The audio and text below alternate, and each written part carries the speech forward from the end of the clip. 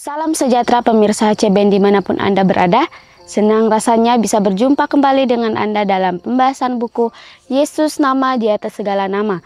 Buku ini dituliskan oleh Nyonya Ellen G. White yang dalam tulisan lain, Yesus adalah Alfa dan Omega, pencipta langit dan bumi, pemberi setiap pemberian yang baik dan sempurna, dan pemikul beban besar kita. Kepada orang-orang yang bimbang di antara kita, dia menulis tentang seseorang yang merupakan pusat daya tarik yang agung. Kepada mereka yang hancur oleh dosa, dia menawarkan juru selamat yang sempurna, perantara yang agung, perantara yang maha kuasa, dan kapten keselamatan kita.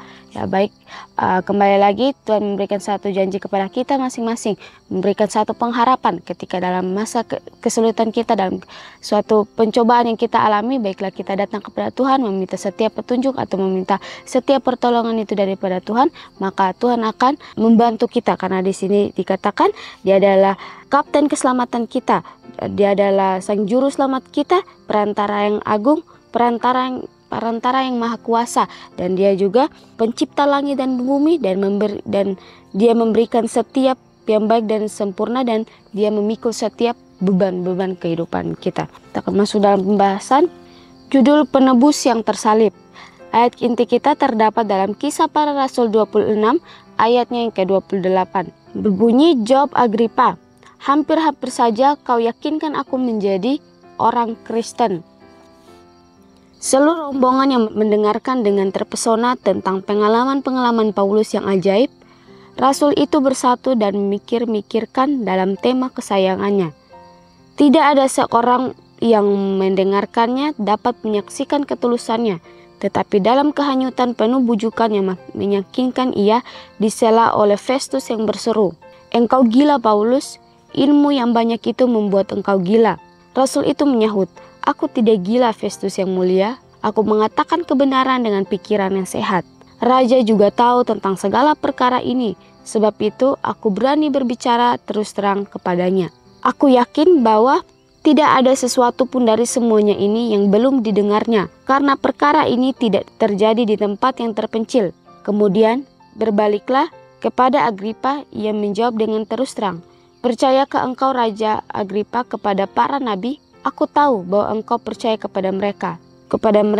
Sangat terharu Agripa untuk sesaat kehilangan pandangan akan alam sekitarnya dan kemuliaan kedudukannya. Sadar akan kebenaran yang telah didengarnya, melihat banyak orang tahanan yang hina berdiri di hadapannya sebagai hamba Allah, yang menjawab dengan tidak sengaja, hampir-hampir saja kau yakinkan aku menjadi orang Kristen." Nah, baik, di sini menceritakan tentang bagaimana Paulus adalah seorang nabi. Ketika dia sedang berbicara di satu kota, di situ didengar oleh banyak orang, dan di situ mereka sedang ditahan. Dan ada juga seorang raja yang bernama Agripa. Ketika Paulus ini sedang memberitakan kebenaran, memberitakan kesaksian tentang Yesus, ada seorang yang bernama Festus mendengar tentang kesaksian itu, tapi dia langsung menghadang atau memotong pembicaraan daripada Paulus ini. Dia berseru, katanya, "Paulus, ilmu yang banyak itu membuat engkau gila." Jadi ketika Paulus ini memberitakan kebenaran, disitulah Festus dengan lantangnya langsung mengatakan, Paulus ini gila karena terlalu banyak ilmu yang Paulus punya. Dan di situ Paulus menyaut kepada Festus, katanya, "Aku tidak gila Festus yang mulia. Aku mengatakan kebenaran dengan pikiran yang sehat." Ketika Paulus ini dikatakan orang gila, disitulah dia mengatakan, "Aku tidak gila. Aku mengatakan yang sebenarnya. Aku mengatakan kebenaran ini dengan sejujur-jujurnya." Dan ketika Festus ini mendengar perkataan Paulus, dan di sini juga Paulus katakan, "Raja juga tahu tentang segala perkara ini, sebab itu aku berani berbicara terus terang kepadanya." Ketika Paulus memberitakan kebenaran ini, Raja Agripa ini juga tahu tentang kebenaran, tetapi dengan tidak percaya, Festus membalikan badan. Kemudian Festus berkata, "Percayakah engkau Raja Agripa kepada para nabi?" Disitulah iman daripada Raja Agripa ini diuji, dan Festus juga mengatakan, "Aku tahu bahwa engkau percaya kepada mereka." Sangat terharu Agripa untuk sesaat kehilangan pandangan akan alam sekitarnya dan kemuliaan kedudukannya.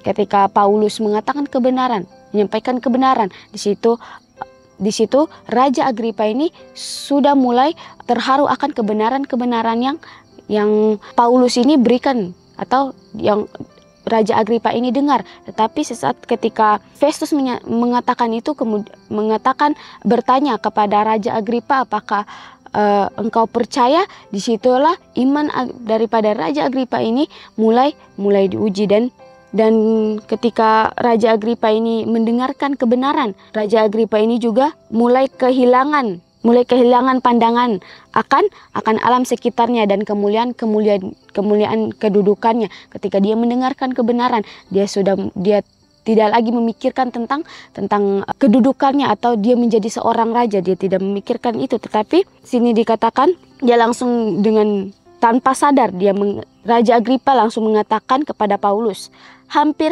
saja kau yakinkan aku menjadi orang Kristen.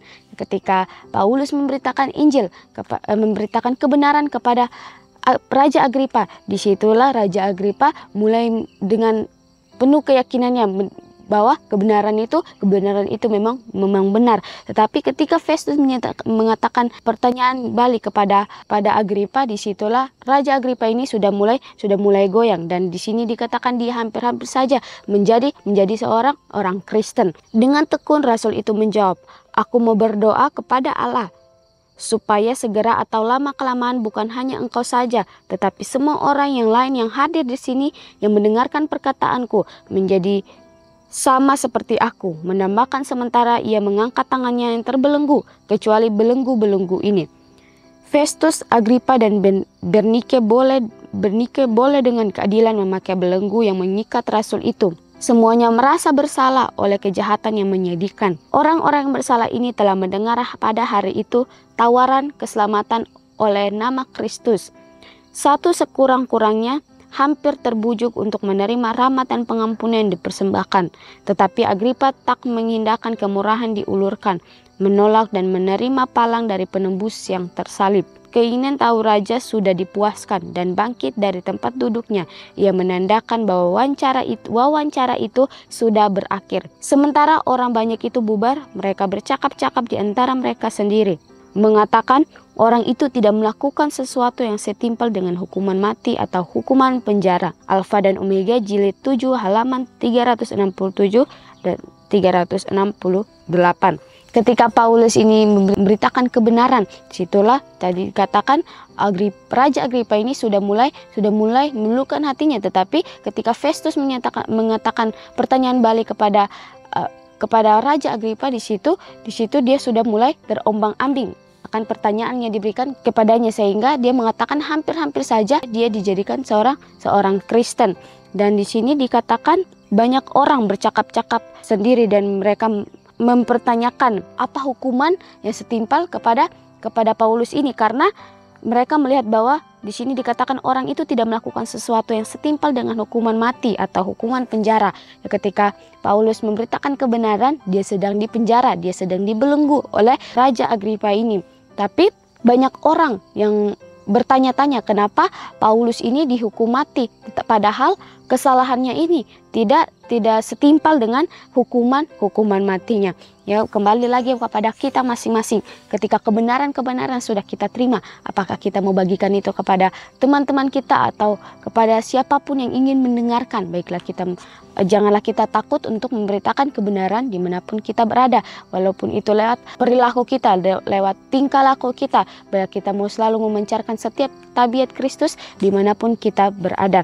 Dan di sini Festus ini memang seperti setan atau seperti iblis, yang ketika kita sudah mendengarkan firman Tuhan, ketika kita seperti Raja Agripa sudah mendengarkan firman Tuhan, tetapi ketika iblis datang untuk membisikkan suatu pertanyaan, suatu kebimbangan dalam kehidupan kita, disitulah kita sudah mulai tergoyah seperti Raja Agripa ini. Kembali lagi, baiklah kita meminta iman yang kuat, meminta Tuhan agar menguatkan iman kita masing-masing. Maka ketika setan atau si iblis jahat itu ingin berbisik kepada telinga kita masing-masing, baiklah kita selalu mendengarkan apa yang dikatakan oleh Roh Kudus, bukan oleh setan. Dan ketika kita ingin Roh Kudus itu selalu singgah dalam hati kita, atau Tuhan berdiam dalam hati kita masing-masing, baiklah kita selalu membuka hati kita masing-masing, meminta setiap Roh Kudus atau meminta Tuhan untuk selalu singgah dalam hati kita untuk berdiam. Dan jangan lupa, ketika setiap masalah yang kita hadapi, setiap krisis-krisis kehidupan yang kita hadapi, janganlah kita takut, janganlah kita bimbang, karena setiap masalah yang kita hadapi, kita tidak hadapi sendiri, tetapi kita akan hadapi itu bersama-sama dengan Tuhan.